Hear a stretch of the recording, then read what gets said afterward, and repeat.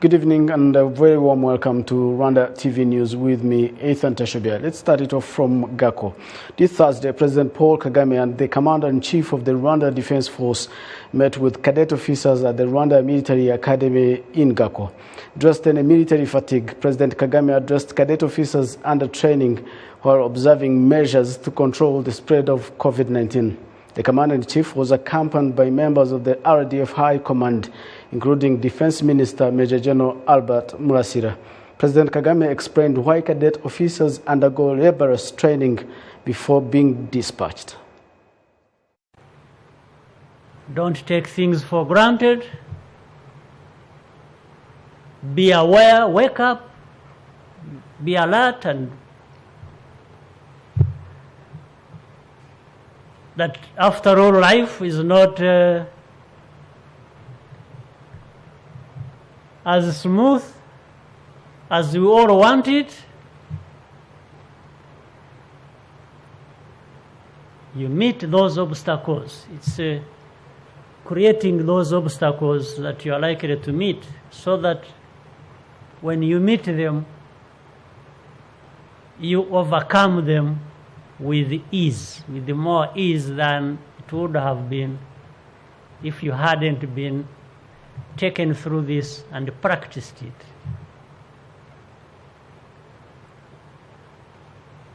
But another thing is, it's sort of perfecting whatever you are doing, even simple things, because it later on translates into every other thing you do.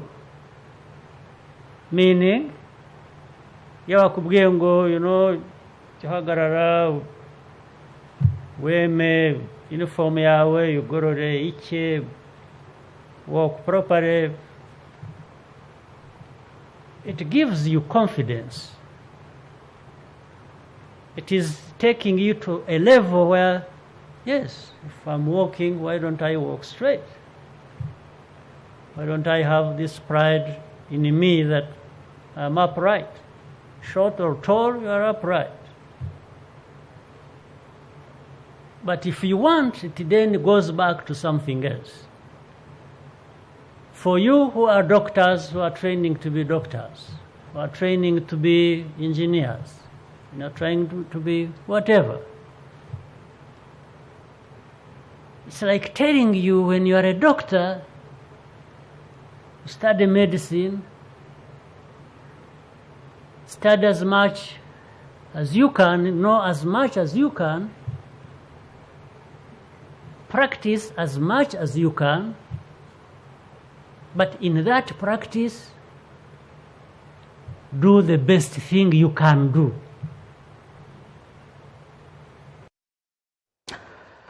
After 8 months of schools closure due to COVID-19 pandemic, secondary schools have today, on the 29th of October 2020, resumed their studies. Jen Mutoni has more.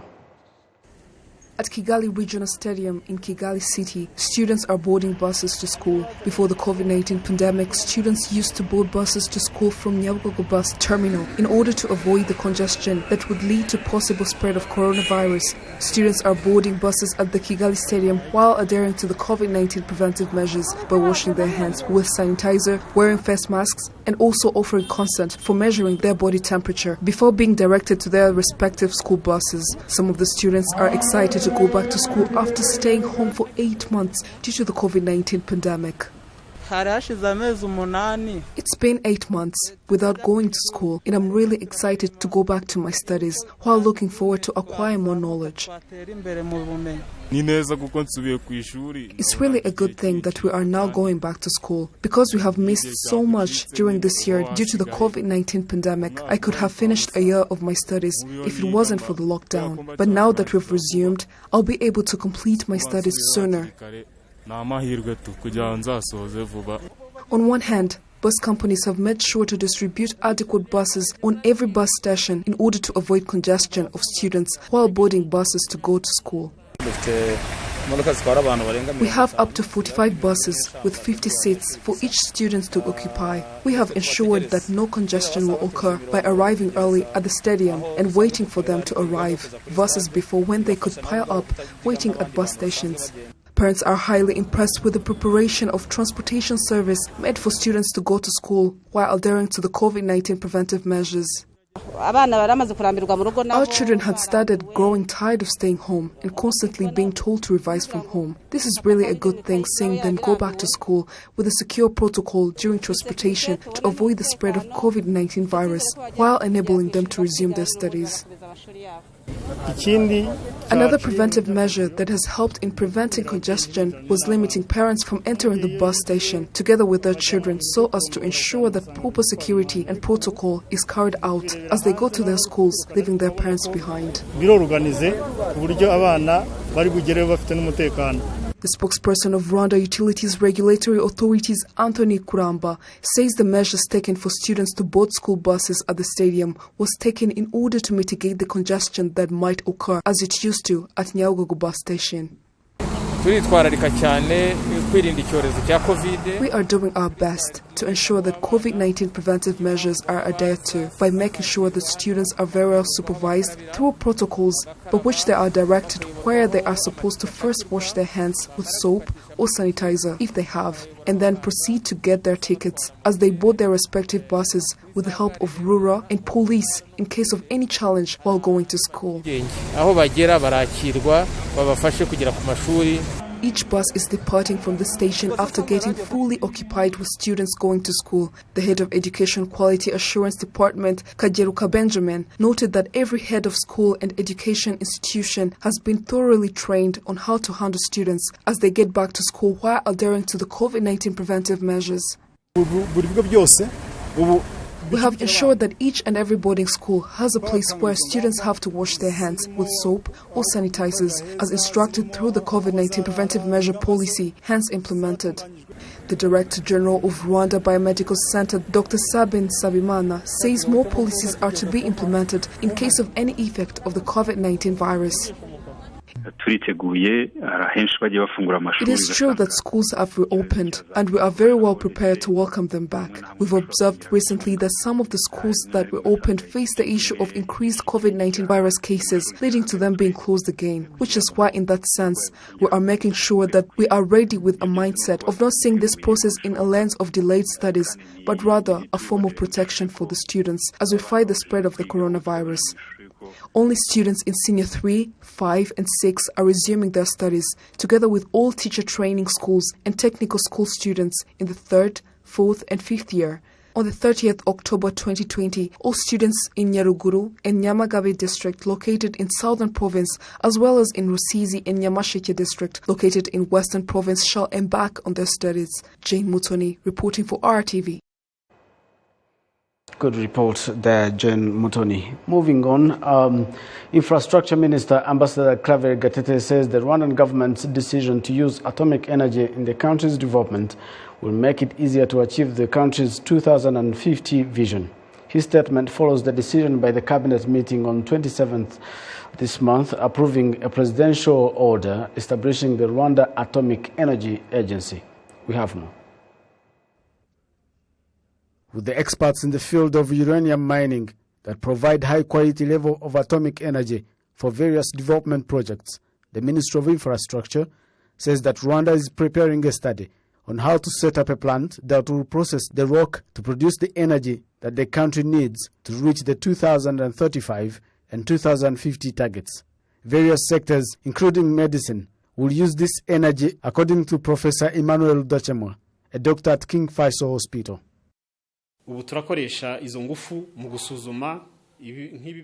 Now we use this energy for medical tests because like these devices, CT scans, X-rays that use this energy, and it is used around 80% in most of treatment including radiation, cancer treatment and radiotherapy. We still need another nuclear medicine technology that will also be used to diagnose, monitor the patients. Most of this technology comes with the development.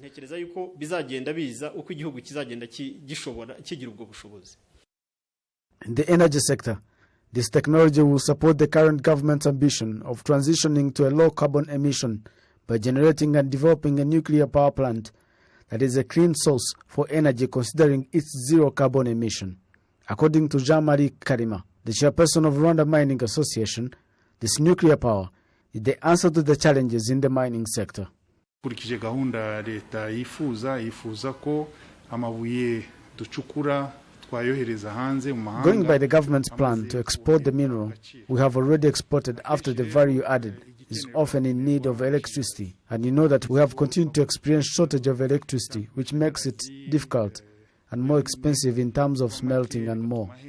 With nuclear power, the price of electricity will go down, so we have it, and then the investment will increase, especially the government's demand that we send more precious stones, and we can achieve this in line with the 2050 vision. Yewe na vision ya 2050 tube twabigeraho nkuko byifuzwa na buri wese. Other sectors that will use this atomic energy include agriculture, where nuclear energy will be used to increase productivity, improve soil water nutrients, pest control, insemination, and more. The Minister of Infrastructure, Ambassador Clavel Gatete, said that this nuclear energy will help Rwanda achieve its development agenda. Iyo tugeze ku masoko mpuzamahanga aho ducuruzanya twese ni fair competition. When we get to the international markets, where we all trade, we're all given the same opportunity. They do not say that there are some who don't use it and there are those who use it. It doesn't mean that if I'm sick, I have to go to a certain country, only because that's where this energy is. Why don't we come here as well? Otherwise, you would be left behind, which is why we also say that if we go through it, we understand it and we work with the experienced people like Russia and other countries who have highest level of knowledge and experience. That will help us to do it the best way we can, and in the long run will help our country to achieve its development goals.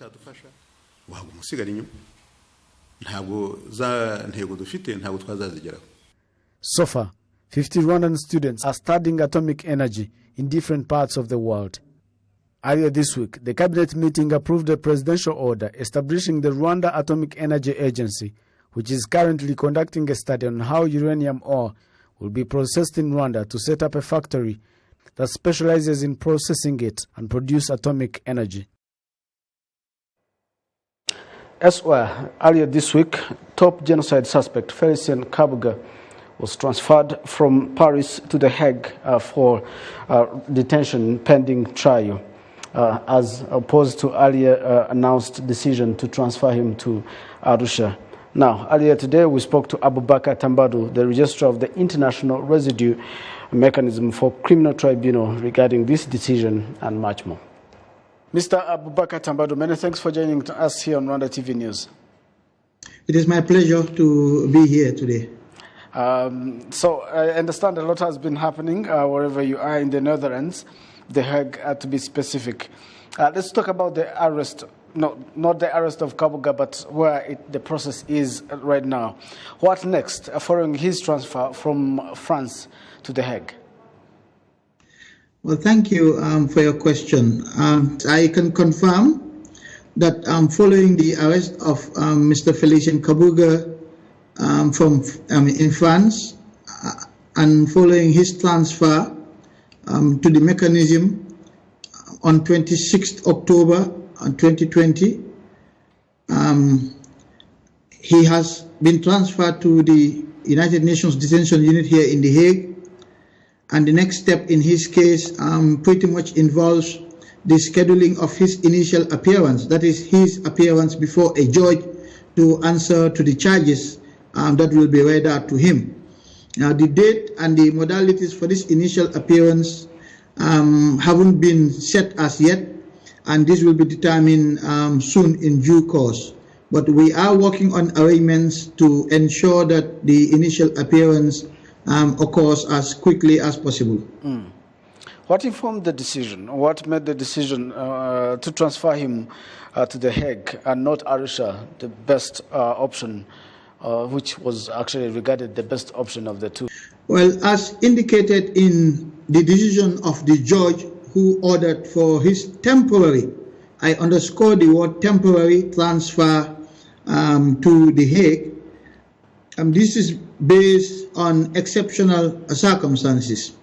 Based on the information available to us before Mr. Kabuga was transferred into our custody, I, as registrar, and my medical staff were not in a position to make an informed assessment of his medical condition, and therefore to make a proper determination of the involved risks and his ability to travel.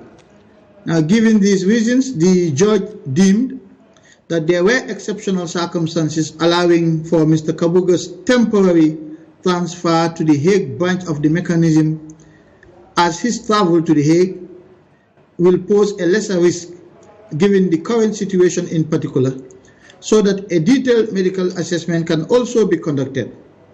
However, let me stress that he is expected to be tried at the mechanism's branch in Arusha. So his transfer here to the Hague on Monday, 26th of October, is just temporary. Okay.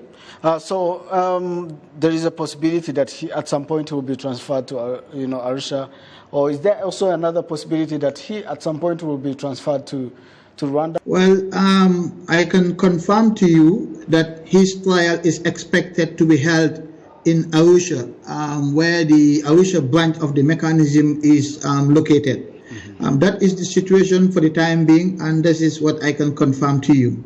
Okay.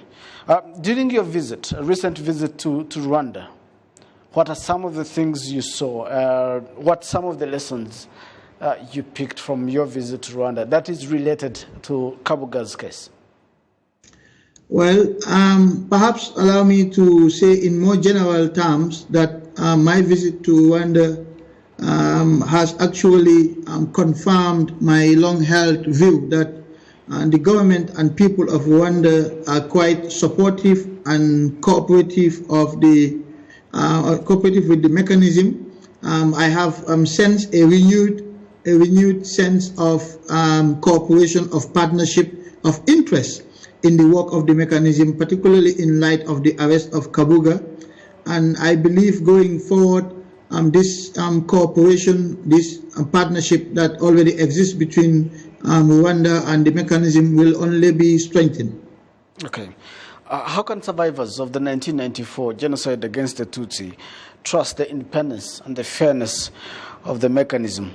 Yet there are some reservations about Kabuga's transfer from Paris to The Hague. Well, let me stress that the mechanism applies the highest standards under international law when subjecting accused persons to its jurisdiction. I wish to emphasize as well that the mechanism, in accordance with its statute, is mandated to complete the remaining cases. The Kabuga case is one of those cases that was earmarked for trial by the mechanism. Now, the fact that Kabuga is brought to The Hague, as I said, perhaps is, or the unpopularity associated with that, as you say, is perhaps stemming from the misunderstanding that Kabuga is perhaps being sent to The Hague on a permanent basis, which is not the case, as I have just clarified to you.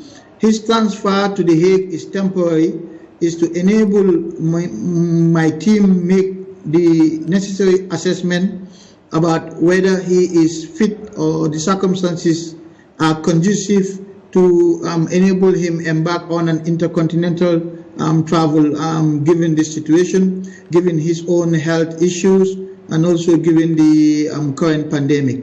But having said that, I am sure that at some point in the not too distant future, Kabuga will be transferred to Arusha to stand trial in the same way that other ICTR accused persons were brought before the ICTR, and I believe is more proximate to Rwanda. Mr. Abubakar Tambadu, the Registrar of the International Residue Mechanism for Criminal Tribunals, many thanks for finding time to speak to us here on RwandaTV. Thank you. It's always my pleasure. I appreciate it. Thank you so much for your company tonight. Stay well and stay safe. I'm Ethan Teshabia. Bye for now.